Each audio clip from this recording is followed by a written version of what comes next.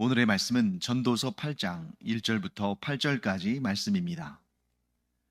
누가 지혜자와 같으며 누가 사물의 이치를 아는 자이냐? 사람의 지혜는 그의 얼굴에 광채가 나게 하나니 그의 얼굴에 사나운 것이 변하느니라. 내가 권하노라. 왕의 명령을 지키라. 이미 하나님을 가리켜 맹세하였음이니라. 왕 앞에서 물러가기를 급하게 하지 말며 악한 것을 일삼지 말라. 왕은 자기가 하고자 하는 것을 다 행함이니라. 왕의 말은 권능이 있나니 누가 그에게 이르기를 왕께서 무엇을 하시나이까 할 수 있으랴. 명령을 지키는 자는 불행을 알지 못하리라. 지혜자의 마음은 때와 판단을 분별하나니 무슨 일에든지 때와 판단이 있으므로 사람에게 임하는 화가 심함이니라. 사람이 장래의 일을 알지 못하나니 장래의 일을 가르칠 자가 누구이랴. 바람을 주장하여 바람을 움직이게 할 사람도 없고 죽는 날을 주장할 사람도 없으며 전쟁할 때를 모면할 사람도 없으니 악이 그의 주민들을 건져낼 수는 없느니라. 성경은 사람들이 살아가는 그런 세상에 이런 일반적인 원리들을 부정하지 않습니다. 이 세상의 인간관계나 또는 어떠한 집단 속에서의 또 사람과 사람 사이의 관계나 이런 관계들, 즉 실제로 존재하는 그런 법칙들, 또 사람과 사람 사이에 놓여져 있는 모든 상황들, 이런 것들을 부인하지 않아요. 부정하지 않습니다. 오히려 그런 일반적인 삶의 원리들에 깊이 뿌리를 내리고 있죠. 그런데 성경은 거기에서 멈추지 않습니다. 즉 사람들이 관심을 가지고 있는 자신의 문제, 사람과 사람 사이의 관계, 그리고 어떠한 정부나 국가, 또 오늘 본문의 말씀에 나오는 것처럼 왕과의 관계, 이런 것에 대해서 아주 현실적이면서도 아주 명확한 그러한 가르침을 주고 있죠. 하지만 이 세상에서 우리가 경험하는 그런 일들에게만, 즉 그런 일들에만 머물러 있지는 않다는 거죠. 항상 성경은 이 세상의 일들에 대해서 관심이 많지만 그 궁극적인 목적지, 그 결정적인 결론은 하나님께로 나아간다는 거죠. 자, 오늘 같은 이런 글을 읽을 때 표면적으로 보면 왕에 대해서 말하는 것처럼 보이죠. 왕을 대할 때 어떻게 해야 할 것인가? 왕과의 관계를 어떻게 설정해야 할 것인가? 이렇게 인간, 즉 사람 왕과 나 자신과의 관계를 얘기하는 것처럼 보이지만 거기서 그치지 않는다. 물론 그것도 굉장히 중요한 거예요. 왕과의 관계를 잘못하면 안 된다. 그에게 잘 보여야 된다. 그의 심기를 거스르면 안 된다. 그의 명령을 잘 지켜야 된다. 그래야 너에게 유익하고 그렇지 않으면 너에게 화가 미친다. 아주 현실적이면서도 아주 실질적인 그러한 지침과 또 교훈과 가르침을 주죠. 그런데 그것이 다가 아니라는 거예요. 자, 일반적인 세상의 지혜는 거기에서 끝납니다. 어떻게 하면 이 세상에서 잘 살 수 있을까? 어떻게 하면 이 세상에서 화를 당하지 않을 수 있을까? 어떻게 하면 이 세상에서 복을 얻을 수 있을까? 거기까지를 말한다면 성경은 그것을 넘어서서 그걸 부정하거나 부인하는 거 아닙니다. 그것도 중요하다. 그리고 그것이 잘 되기 바란다. 그러면 이렇게 해야 한다 하고 말씀하시지만 거기에서 한 걸음을 더 나아가서 그런데 하물며 이 세상의 왕과의 관계에 있어서도 그렇게 신중함이 필요하고 겸비하고 그 앞에서 책 잡히지 아니하고 도리어 그에게 칭찬받고 그에게 상받을 그런 삶을 살아야 되는데 하물며 모든 왕들을 세우시기도 하시고 그 자리에서 내리기도 하시고 왕 중에 왕이시고 또 모든 만물을 창조하시고 다스리시는 하나님 앞에서 우리는 어떻게 해야 할 것인가? 거기까지를 이제 말씀하고 있는 것이 바로 성경인 것이죠. 자, 그런 차원에서 우리가 성경을 읽을 때 어떤 자세를 가져야 되냐면, 어떤 마음을 가져야 되냐면, 지금 이 세상에 존재하는 어떤 사물, 어떤 사람, 또 사람 사이의 관계, 이런 것들에 대해서 말씀한다 할지라도 거기에서 그치면 안 되고, 그 표면적인 내용들에서 머물면 안 되고, 궁극적인 목적, 궁극적인 지향점, 곧 하나님께로 나아가는, 하나님까지 우리가 생각하는 그런 관점에서 본문을 봐야 되는 것입니다. 자, 그럼 이제 한 구절 한 구절 좀 살펴볼까요? 우리 먼저 1절 말씀 보겠습니다. 누가 지혜자와 같으며 누가 지혜자와 같으며 누가 사물의 이치를 아는 자이냐? 사람의 지혜는 그의 얼굴에 광채가 나게 하나니 그의 얼굴에 사나운 것이 변하느니라. 자, 1절 말씀에서 전도자는 지혜자가 어떤 사람인가 하는 것을 우리에게 말해줍니다. 지혜자는 어떤 사람이냐면 사물의 이치를 아는 자다. 사물의 이치를 알고 살아가는 사람이 지혜자다. 그런데 그 다음에 여기까지는 우리가 충분히 이해할 수 있죠. 사물의 이치를 밝히 아는 자가 지혜로운 사람이죠. 그런데 사람의 지혜는 그의 얼굴에 광채가 나게 한다. 여러분, 정말 지혜로우면 얼굴에서 광채가 나고 지혜롭지 못하면 얼굴빛이 어둡고 그럴까요? 분명히 하나님은 사람을 외모로 취하지 않으시고 중심을 보시잖아요. 뭐 얼굴빛이 밝으면 지혜롭고 얼굴빛이 어두우면 지혜롭지 못한가? 네, 이것은 타고난 얼굴빛을 의미하는 것이 아니라 후천적인, 즉 자신이 만들어가는 얼굴빛을 의미하는 것입니다. 자, 지혜자는 어떤 사람입니까? 사물의 이치를 아는 자예요. 그런데 사물의 이치를 안다는 것은 뭐냐면 지금 현재 이 일이 어떻게 진행될지를 예측할 수 있다는 거죠. 인과관계의 원리 가운데. 자, 원인이 있으면 결과가 있고, 이렇게 행하면 이런 반응이 나오고, 이런 것들을, 그런 이치를 잘 깨닫고 있고 그것을 잘 적용할 수 있는 사람이 지혜로운 사람이죠. 그런데 이것을 잘 못하는 사람들이 있어요.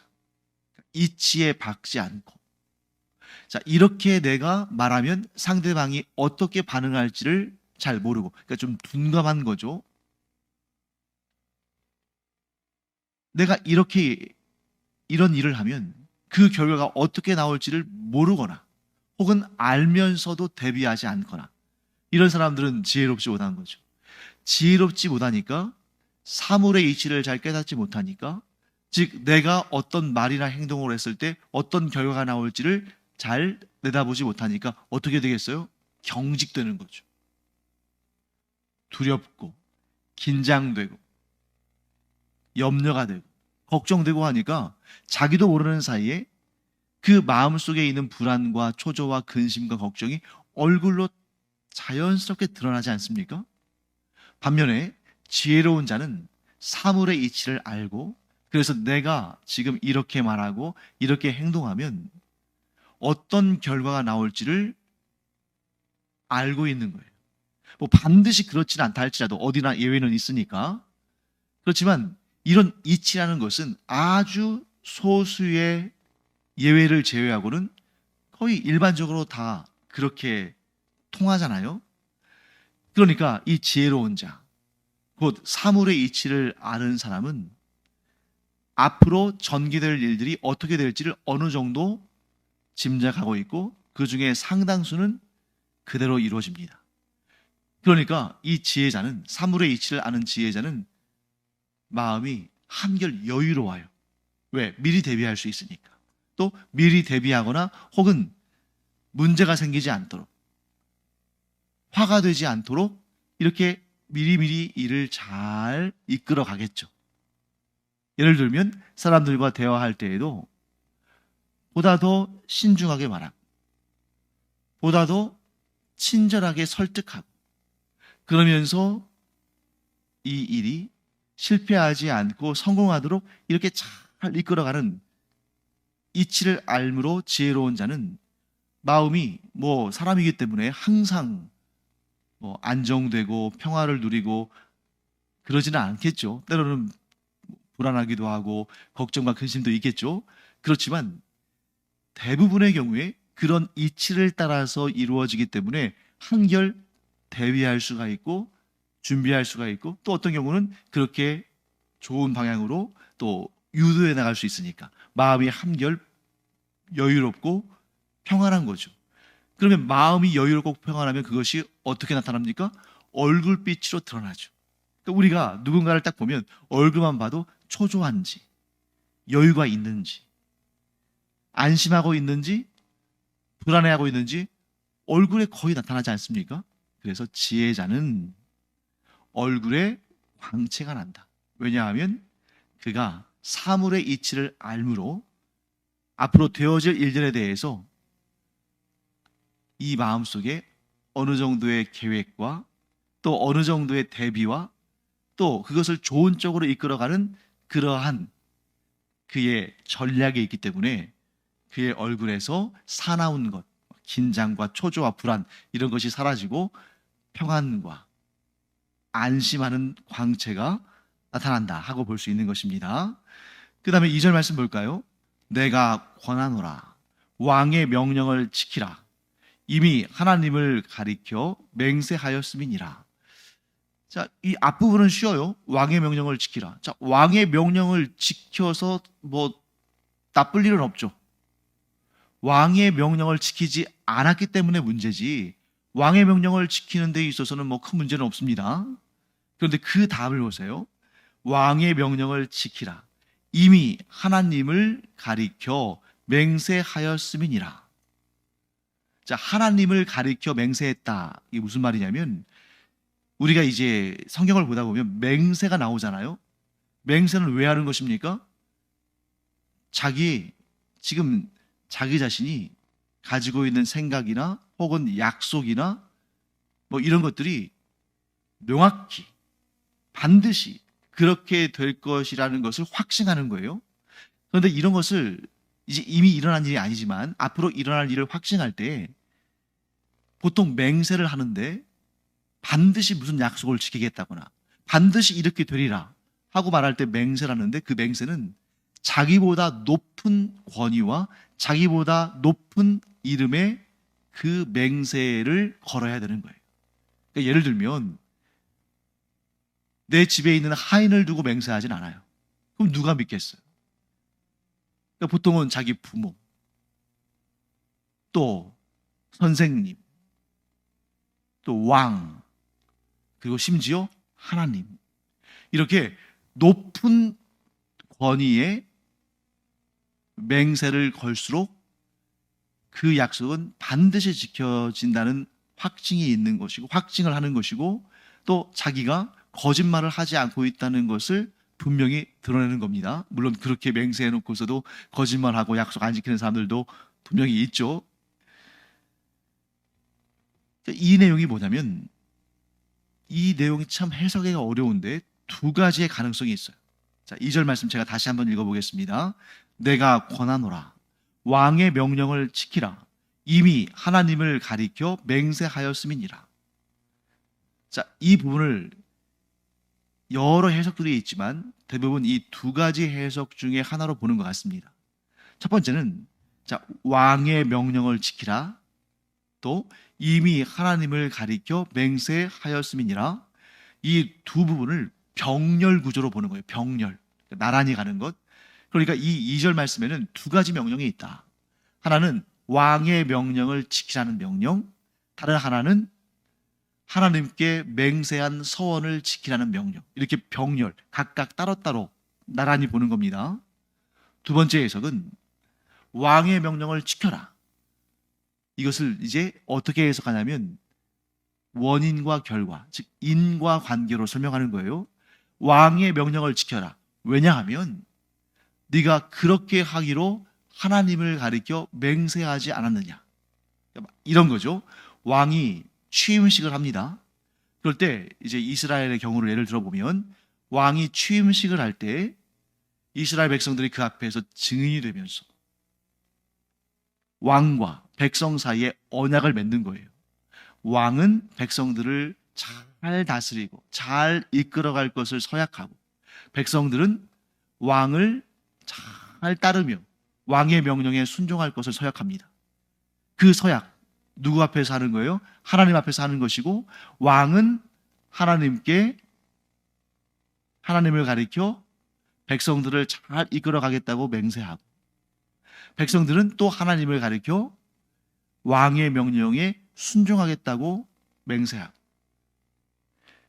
그러니까 이 원인과 결과, 인과관계로 해석하는 것이 조금 더 자연스럽겠죠. 이런 거죠. 너는 왕의 명령을 반드시 지켜라. 왜냐하면 네가 그렇게 하기로 하나님을 가리켜 맹세하지 않았느냐. 맹세했기 때문이다. 이렇게 해석할 수가 있겠죠. 그 다음에 3절과 4절도 계속해서 왕에 관한 주제가 나옵니다. 왕 앞에서 물러가기를 급하게 하지 말며 악한 것을 일삼지 말라. 왕은 자기가 하고자 하는 것을 다 행함이니라. 왕의 말은 권능이 있나니 누가 그에게 이르기를 왕께서 무엇을 하시나이까 할 수 있으랴. 자, 왕 앞에서 물러가기를 급하게 하지 말라. 이 얘기는 무슨 말입니까? 왕의 말을 듣고 끝까지 다 경청하고 끝까지 그 왕이 하는 말의 뜻이 무엇인지를 다 깨닫기 전에 급하게 먼저 나가지 말라는 거예요. 왜 그럴까요? 자, 여기에서 왕은 주권자잖아요. 주권자라는 것은 뭘 의미하냐면 자기 마음대로 결정하는 권한이 있다는 거예요. 오늘날 대통령은 대통령이나 수상이나 총리나 이런 사람들은 주권자이긴 합니다만 그래도 다 자기 마음대로 다 결정할 수 있는 건 아니죠. 하지만 고대 사회에서 왕은 아주 특별한 경우를 제외하고는 거의 자기 마음대로 결정하잖아요. 그러니까 왕이 지금 말을 하고 있어요. 근데 어떤 얘기를 했습니다. 그런데 성질 급한 신하는 그 말을 다 끝까지 듣기도 전에 네, 알겠습니다 하고 나와버려요. 그런데 그 다음이 문제예요. 그 다음에 왕이 얼마든지 생각을 바꿀 수 있다는 거죠. 결정을 번복할 수 있습니다. 왜? 주권자니까.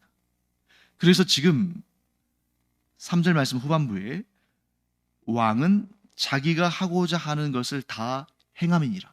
자기가 하고 싶은 대로 한다. 그러니까 앞에 이런 말을 했어도 그 뜻을 바꿔서 그 결정을 번복하고 다르게 할 수 있다. 그런데 그 끝까지 다 듣지 않고 나가버리면 왕의 명령을 준행하지 않거나 혹은 왕의 뜻과는 반대로 행할 수도 있겠죠. 또 4절 말씀, 왕의 말은 권능이 있다. 그렇기 때문에 누가 그 왕에게 왕이 무엇을 하십니까? 왕이 왜 그렇게 하십니까? 이렇게 왕에게 말할 수 있는 사람이 없다는 거죠. 자, 그러면 오늘 설교의 초반부에 제가 드렸던 말씀을 여러분들께서 기억하실 겁니다. 성경은 이 세상의 일에 무관심하지 않다. 이 세상의 일에 굉장히 관심을 가지고 있고 또 이 세상의 일들을 부정하지 않고 그것을 중요하게 여긴다. 하지만 거기에서 머무는 것이 아니라 항상 궁극적인 목적지, 궁극적인 대상은 누구다? 하나님이시다. 하나님까지 나아가는 거예요. 그러니까 지금 이 전도서에서 왕을 주제로 이야기하고 있지만 여기에 나오는 왕은 실제로 이 이스라엘 사람들이 그 당대에 모시고 살던 왕일 수 있죠. 또 왕이기도 하죠. 그래서 그 왕 앞에서 이렇게 해야 됩니다. 왕 앞에서 함부로 왕이 말을 끝내기도 전에 급히 나간다든지, 왕에게 왜 왕이 그렇게 결정합니까? 왜 왕이 그렇게 행하십니까? 이렇게 해서는 안 된다는 거죠. 그런데 거기서 머무는 것이 아니죠. 궁극적인 목적, 궁극적인 귀결, 하나님께로 나가야죠. 자, 인간 왕에 대해서도 이렇게 신중하고, 인간 왕에 대해서도 이렇게 경청하고, 인간 왕에 대해서도 이렇게 순종해야 되는데 하물며 모든 왕들을 그 자리에 올리시기도 하시고 그 자리에서 내리시기도 하시는 하나님의 말씀에 대해서, 하나님의 명령에 대해서 우리가 온 마음과 온 뜻을 다해서 경청하고 그 말씀을 끝까지 듣고 그 뜻이 무엇인지를 깨닫고 그 말씀에 순종해야 되지 않겠느냐. 거기까지를 우리가 이 전도서의 가르침으로 파악해야 되는 것입니다. 네, 그 다음에 이제 후반부 내용 볼까요? 후반부 내용도 아주 재밌는 내용입니다. 5절과 6절을 제가 읽어보겠습니다. 명령을 지키는 자는 불행을 알지 못하리라. 지혜자의 마음은 때와 판단을 분별하나니 무슨 일에든지 때와 판단이 있으므로 사람에게 임하는 화가 심함이니라. 네. 왕에게 책망을 받지 않을 수 있는 가장 확실한 방법은 뭐겠습니까? 왕의 명령을 지키는 거죠.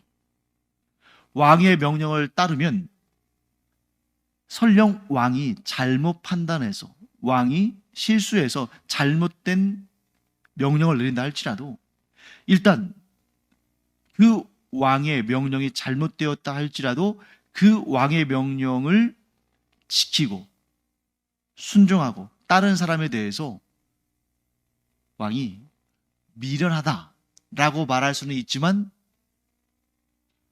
그를 감옥에 가두거나 죽이지는 않을 거예요. 왜? 자기가 내린 명령이니까. 여기에서 아주 궁극적인 차이를 우리가 보게 되죠.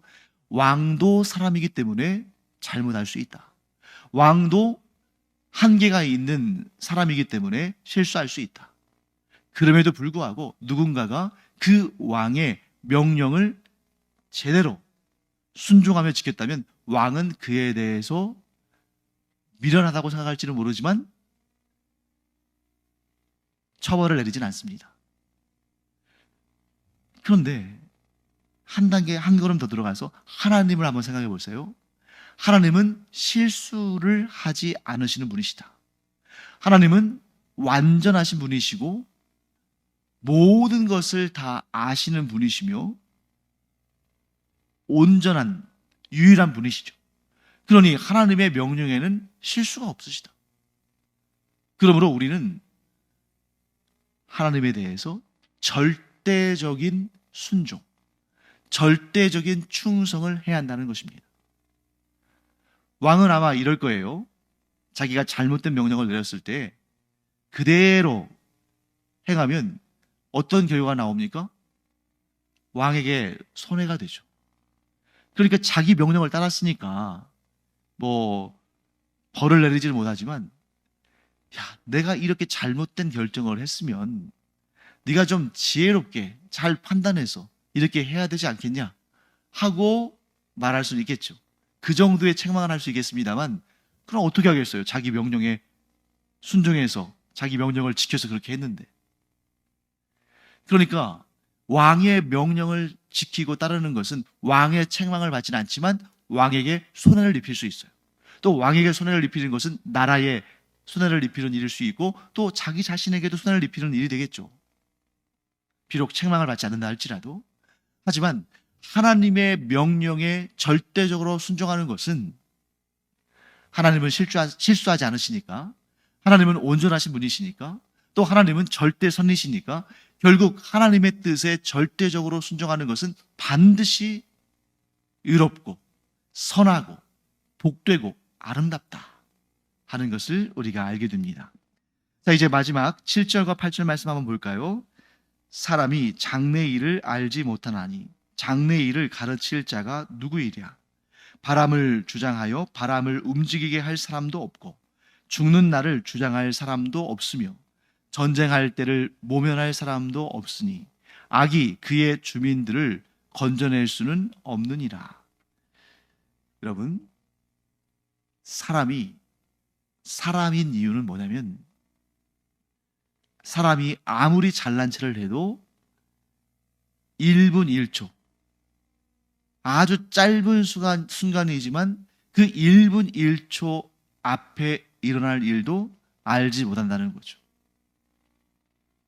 사람이 사람인 이유, 사람이 하나님이 아닌 이유, 바로 장래의 일을 알지 못한다는 것입니다. 그래서 우리가 가끔씩 좀 엉뚱한 그런 소재의 영화나 드라마를 볼 때가 있는데 아주 흥미로운 재밌는 그런 스토리 중에 이런 것이 있죠. 미래를 알아서 그 미래를 미리 준비해서 큰 부자가 된다든지 또는 나라를 구한다든지 또 큰 영웅이 된다든지 이런 스토리들이 있잖아요. 그래서 우리가 간혹 이렇게 생각하죠. 내가 미래를 알 수 있다면 얼마나 좋을까? 장래의 일을 안다면 얼마나 좋을까?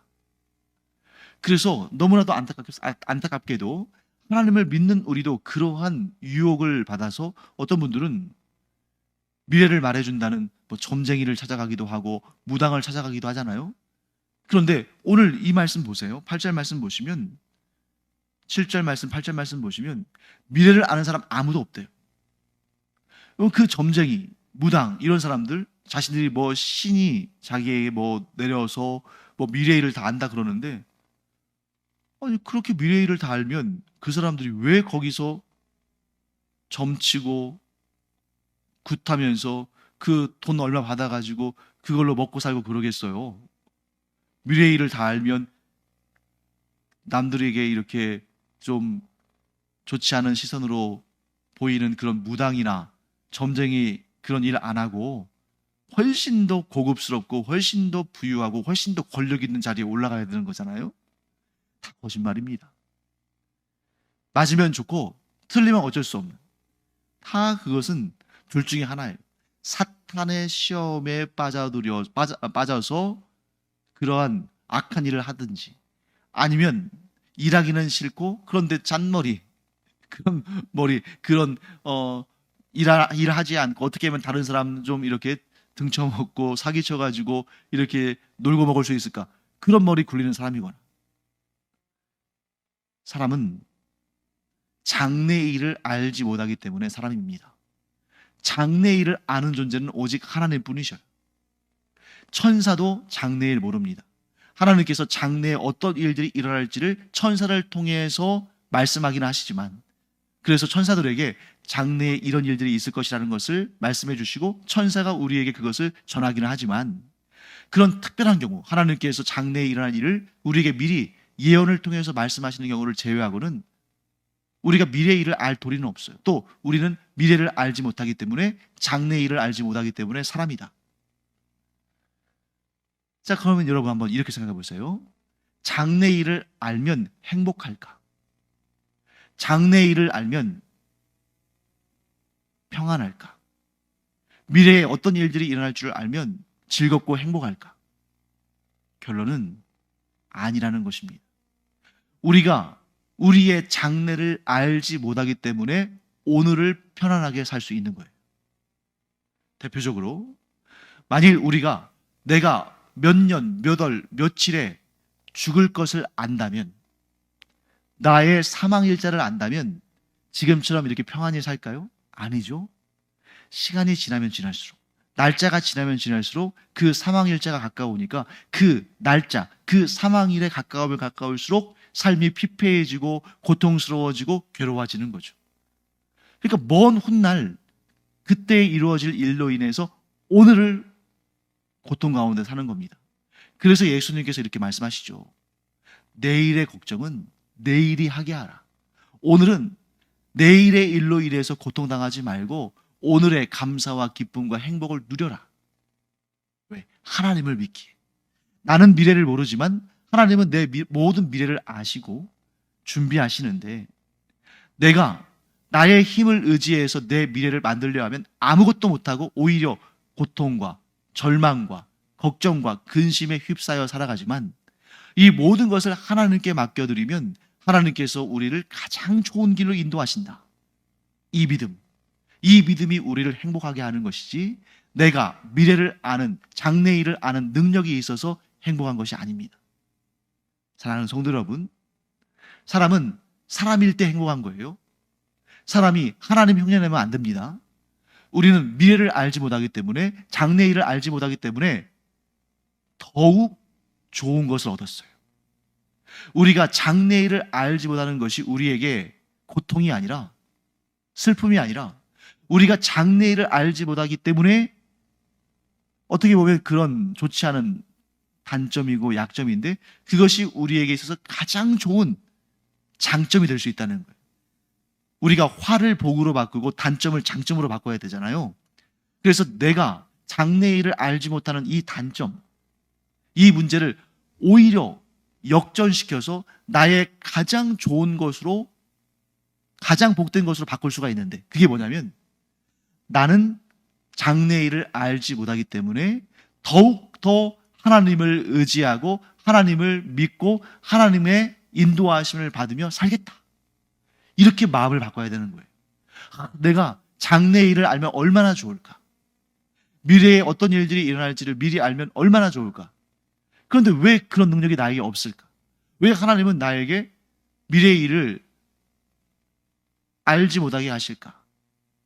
그렇게 푸념하고 원망하고 한탄하는 것이 아니라 내가 장래의 일을 모르기 때문에 나는 더욱더 하나님을 믿고 의지하고 하나님의 그 선하신 인도하심을 따라가겠노라.